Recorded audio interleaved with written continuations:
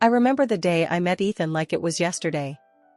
It was at one of those high society parties where everyone pretends to care about the hors d'oeuvres, but really just shows up for the free booze and gossip. I was there, standing awkwardly by the buffet, not touching a thing. That's me, Laura, the girl who's deadly allergic to peanuts. It's a pain, but you get used to the drill. Don't eat anything you didn't make yourself.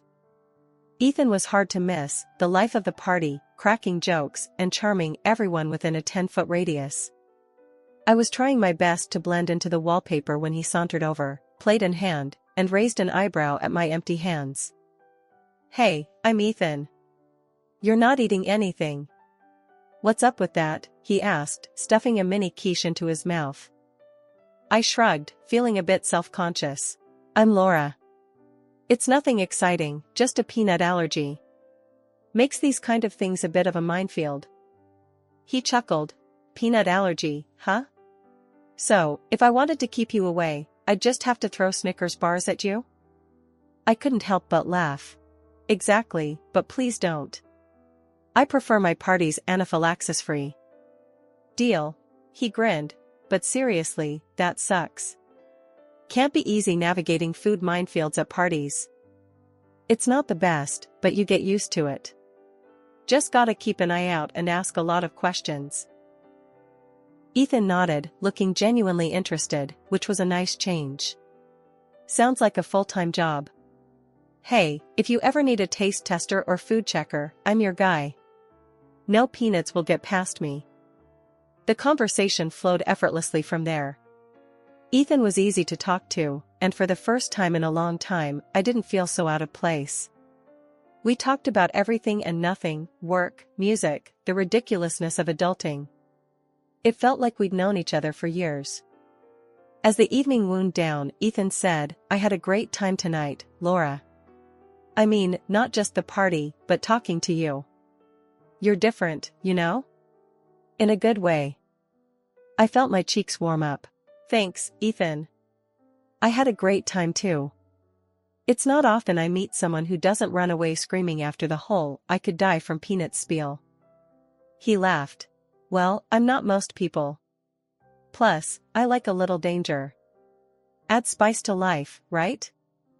I rolled my eyes, but couldn't hide my smile. Sure, if by spice you mean the constant threat of anaphylactic shock. Exactly, keeps things interesting. "Listen, I'd really like to see you again. Maybe in a less life-threatening setting?" I hesitated for a split second.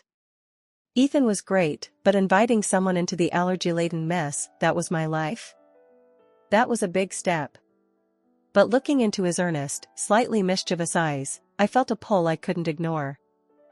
"Yeah, I'd like that," I said, surprising myself. "Great. It's a date then. I'll text you. And I promise, no peanut surprises."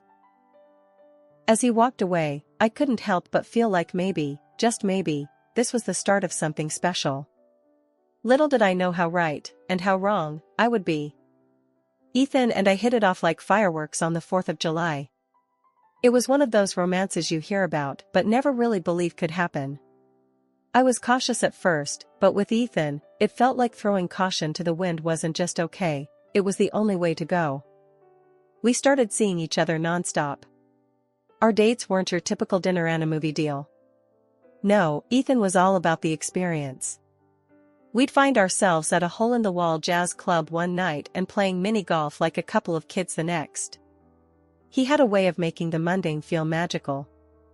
One breezy evening, we were walking along the river, the city lights reflecting like stars on the water. Ethan stopped and looked at me, his eyes serious. "Laura, I gotta tell you something. I'm not into playing games or beating around the bush.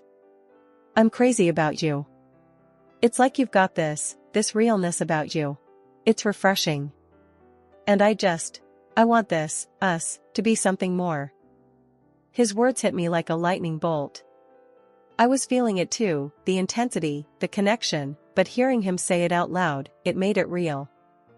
"Ethan, I feel the same way.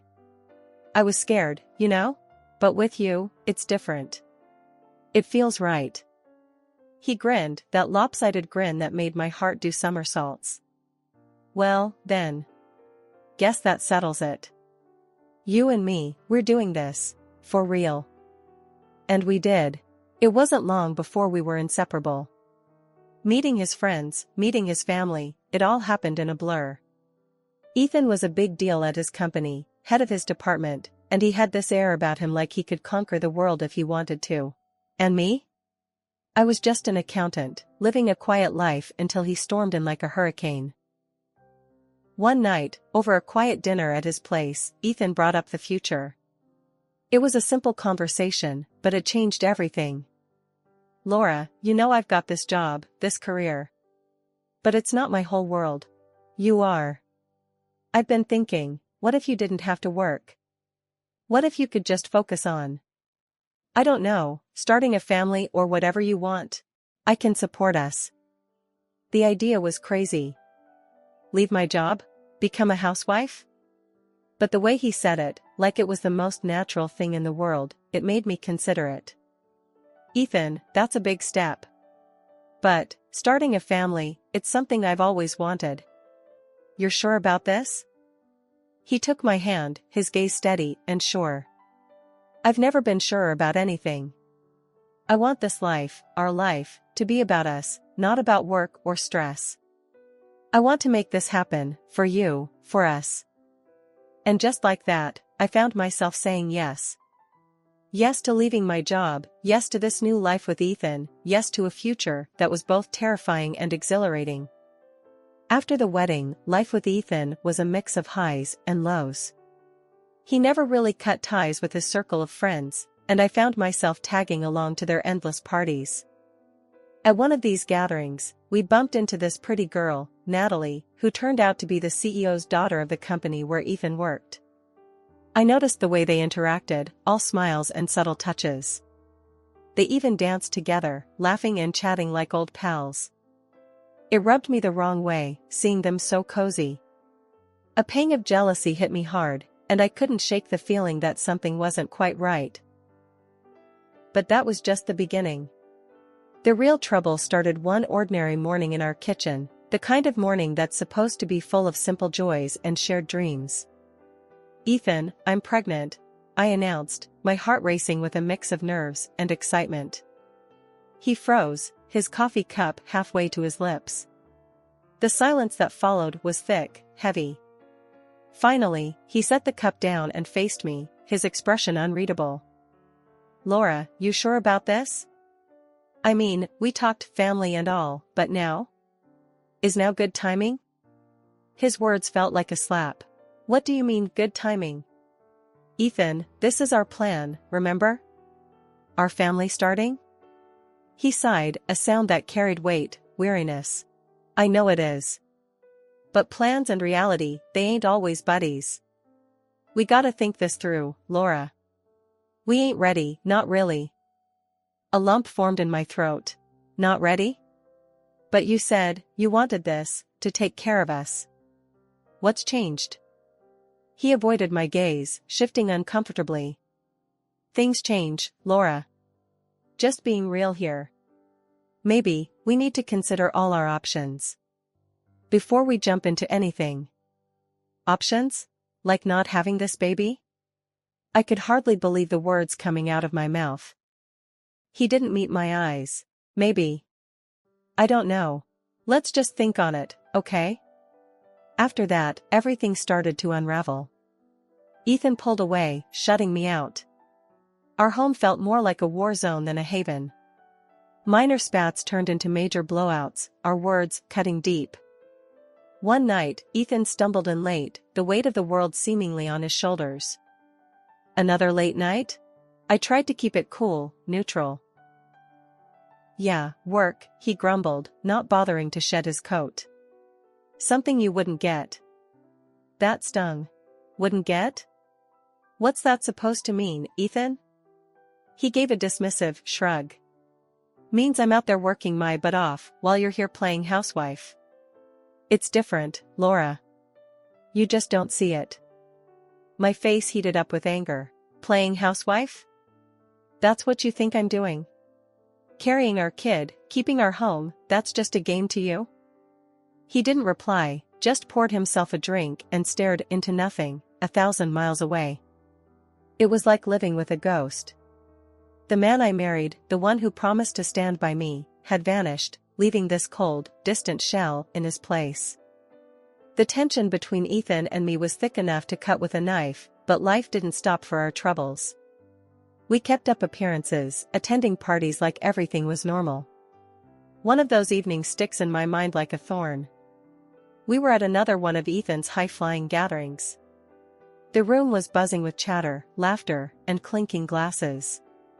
I was picking at my food, careful as ever, when Natalie, the CEO's daughter, breezed in like she owned the place. The air shifted as she made her way through the crowd, and I felt Ethan tense up beside me. "Hey, Ethan, Laura," Natalie greeted us, her voice smooth as silk. "Glad you could make it." Ethan managed a tight smile. "Wouldn't miss it, Natalie. You know that." I nodded, trying to keep my face neutral. "Nice to see you, Natalie." She turned her gaze on me, sharp and calculating. "Laura, I heard about your little food issue. Must be tough, always watching what you eat." I stiffened, not liking the way she said food issue. "It's an allergy, Natalie. And yeah, it's a bit of a hassle." She laughed, a sound that didn't quite reach her eyes. "Oh, I bet. But hey, at least it keeps you slim, right? Every cloud and all that." I forced a smile, feeling Ethan's eyes on me. "Sure, something like that." The evening dragged on. Ethan was pulled away by some colleagues, leaving me with Natalie. She was all smiles and niceties, but there was something off about her. She kept probing, asking about my allergy, how I manage, what would happen if I ate peanuts. I answered her questions, but with each word, I felt more exposed, like she was filing away my answers for something I couldn't quite put my finger on. Then, out of the blue, she dropped a bombshell. "So, Laura, I've been meaning to ask. How are things with Ethan? You two seem, I don't know, a bit off lately. Trouble in paradise?" I was taken aback. This was none of her business. "Ethan and I are fine, Natalie. Every couple has their ups and downs." She nodded, her eyes glinting with something I couldn't read. Of course. Just making conversation. You know how these parties get, all small talk and gossip."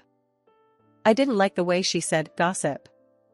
It felt like a warning, a signal that my and Ethan's problems might be more public than I thought. The night ended with a sour taste in my mouth. As we drove home, Ethan was quiet, lost in thought. I wanted to ask him about Natalie, about what's going on with us, but the words wouldn't come. It was like we were strangers, sharing a space but nothing else. That night, as I lay in bed, staring at the ceiling, I realized how isolated I felt.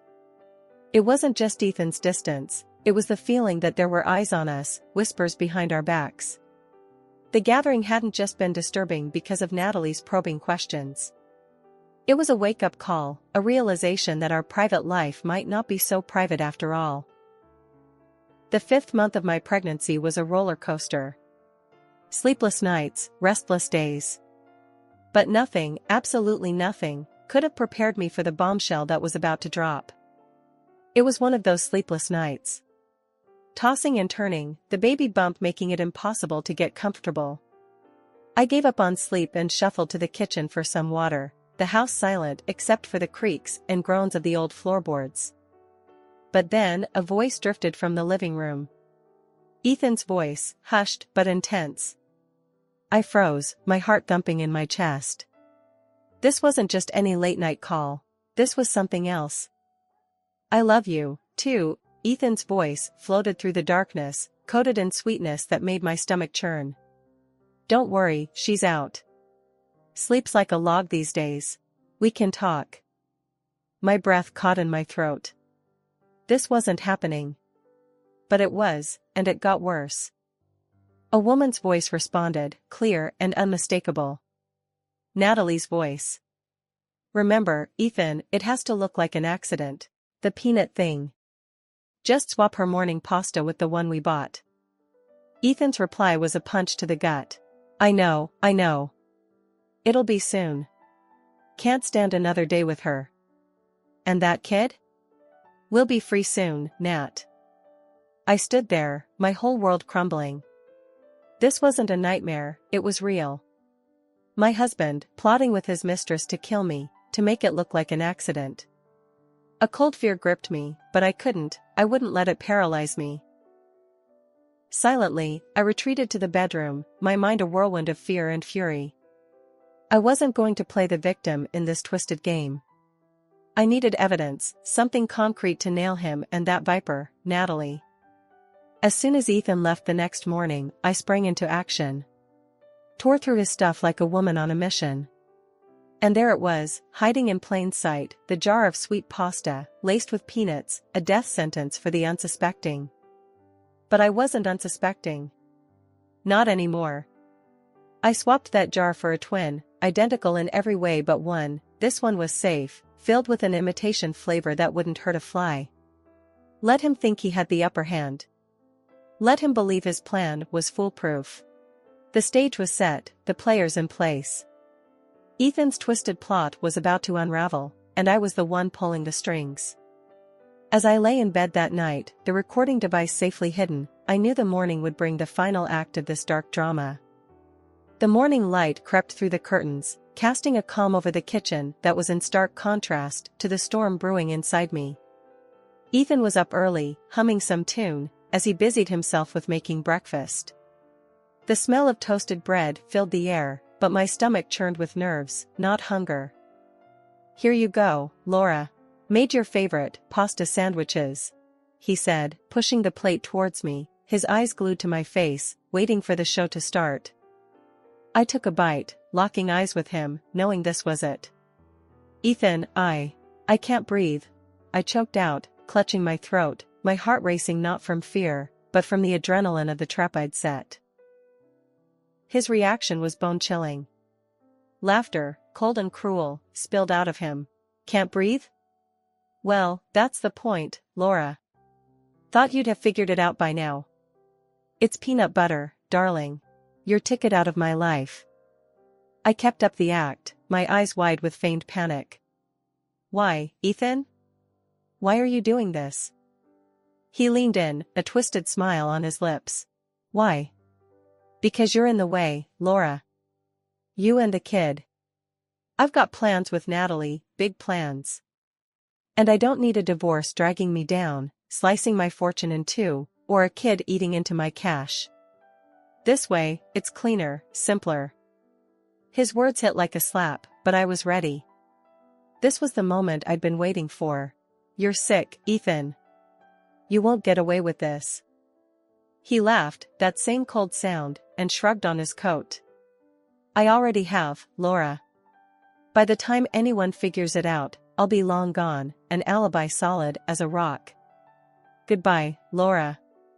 The door clicked shut behind him, and I sprang into action. I stopped the act, my breathing normal, my mind razor-sharp. The recording device had captured every word, every confession. I dialed the police, my voice steady. I'd like to report an attempted murder. My husband, he's tried to poison me because of my allergy. The operator's voice was calm, professional. Ma'am, are you safe now? Can you tell me your location? Yes, I'm safe, he's left for work. But I have proof, a recording of his plan, of him admitting it, and the peanut paste he used. Stay where you are, we're sending officers right away. Keep the recording safe, it's crucial evidence. As I hung up, the reality of what I'd done, what I'd escaped, washed over me. I'd walked through the fire, faced down the man I once loved, and come out the other side. It was over for Ethan, his web of lies unraveled by his own arrogance. And as the police sirens wailed in the distance, getting closer with every heartbeat, I knew this was just the beginning. The beginning of a new chapter, a fresh start for me and my child, built on truth, courage, and a will of iron. The game was over, and I, not Ethan, was the one left standing. The courtroom was a cold, harsh place, but on that day, it felt like the stage of justice. There, Ethan and his mistress, Natalie, faced the music, their twisted plot laid bare for all to see. They tried to dodge the blame, hurling accusations at each other like desperate animals caught in a trap. But their words fell on deaf ears. The judge saw right through their lies, and the gavel came down hard. I sat there, watching them squirm, a mix of relief and disbelief churning inside me. My sister Marie squeezed my hand, her presence a silent pillar of strength. "Can you believe this, Laura?" she whispered, her voice a mix of disgust and satisfaction. "They're actually trying to outdo each other in being the worst." I nodded, my gaze fixed on Ethan. "Yeah, I can believe it. It's all they know, Marie. Lies, deceit, and now, finally, they're reaping what they sowed." The judge's voice cut through the tension, clear and resolute. "Ethan and Natalie, you have been found guilty of conspiracy to commit murder. The evidence is overwhelming, and your actions, despicable. This court sentences you to serve your 3-year prison term, a fate you brought upon yourselves." But that wasn't all. The judge turned his gaze to me, and for a moment, the world seemed to hold its breath. Furthermore, the court orders Ethan to compensate Laura in the amount of $400,000 for the emotional and psychological damage inflicted upon her. Marie let out a low whistle, her eyes wide. "Did you hear that, Laura? $400,000. That's justice, right there." I nodded, a weight lifting off my shoulders. "It's more than justice, Marie. It's a new start, a chance to build something good from the ruins Ethan left behind." But justice had more in store. Natalie's wealthy parents, desperate to save face, coughed up half of the compensation themselves. Ethan had no choice but to give up the house, the walls that had witnessed so much pain now a symbol of my newfound freedom. As we left the courtroom, the reality of it all began to sink in. The nightmare was over. Ethan and Natalie were behind bars, their poisonous plot nothing but a bad memory. Marie wrapped an arm around me as we stepped into the light of a new day. "You did it, Laura. You stood up to him, and you won. How does it feel?" I took a deep breath, the air tasting sweeter, the sky a deeper shade of blue. "It feels like a second chance, Marie. A chance to give this baby a good life, a peaceful home. A chance to heal, to grow, to live without fear." As the dust settled on the tumultuous storm that was my past, the world seemed to take on a softer hue. I sat on the porch of the house that once felt like a prison but now was a sanctuary, a symbol of my newfound strength. Marie dropped by, her visits a constant in the ever-changing tapestry of my life. She plopped down beside me, her gaze taking in the horizon. "Look at you, Laura. Sitting here, queen of your castle. Who would have thought, huh?" Marie's voice was a mix of wonder and pride. I chuckled, the sound mingling with the gentle breeze. "Queen of the castle, huh? More like guardian of my own peace. It's been a ride, Marie. One I never want to take again." Marie nudged me, her smile easy and comforting. "But you made it, sis. Through all the darkness, the fear. You're here, you're strong, and you're free." I nodded, my heart a steady drum of quiet resolve. Free and ready. Ready to face whatever comes next. It's funny, you know. I used to think strength was about being unbreakable. But it's not that, is it? It's about being able to break and then put yourself back together, piece by piece. Marie's hand found mine, a silent vow of sisterhood. "That's the truth. You're the toughest person I know, Laura. Not because you didn't break, but because you did, and here you are, stronger and more badass than ever." The sun dipped lower, painting the sky in shades of orange and pink. It felt like nature's own way of applauding, of acknowledging the journey I'd been on. "You know what the best part is, Marie?" I said, my eyes reflecting the fiery sky. "The best part is knowing that I'm not just doing this for me.